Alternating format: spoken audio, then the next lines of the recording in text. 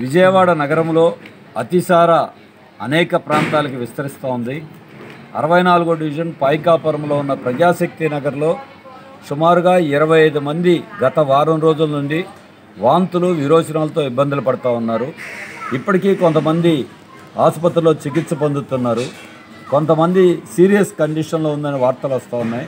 అదే కాకుండా ఒక వృద్ధురాలు, ఒక 7 నెలల బాబు మృతి చెందినట్టుగా కూడా సమాచారం అందుతూ ఉంది.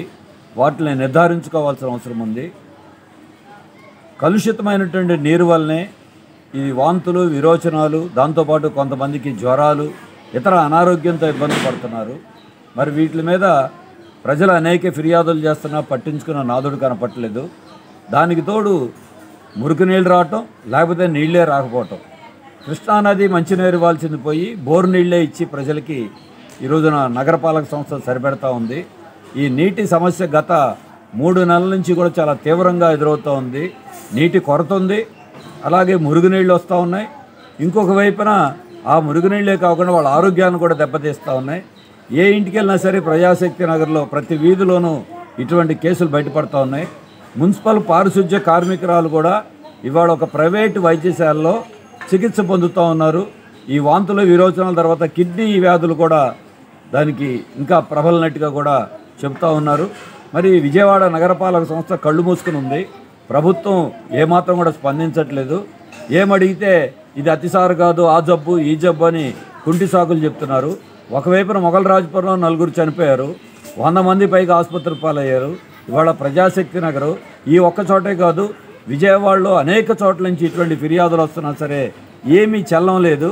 అసలు విజయవాడ నగర మేయర్ కానీ, వైసీపీ ప్రజాప్రతినిధులు కానీ, పాలకపక్షం కానీ ఏమైపోయారు వాళ్ళందరూ?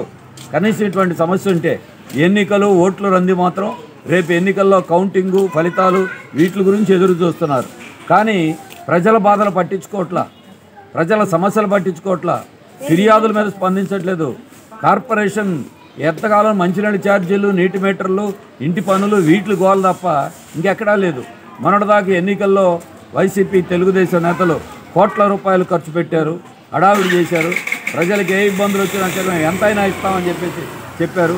ఇవాళ మాత్రం ఎక్కడ ఎవరు అడ్రస్ లేకుండా పోతా ఉన్నారు. మరి ఇప్పటికైనా సరే విజయవాడ నగర వ్యాప్తంగా ఈ మంచినీటి కలుషితమైన నీరు మీద తక్షణమే స్పందించాలి. టీములు ఏర్పాటు చేయాలి, నీటి పరీక్షలు చేయాలి. అలాగే మంచినీరు కూడా, కృష్ణానది మంచినీరు అందరికీ ఏర్పాటు చేయాలి.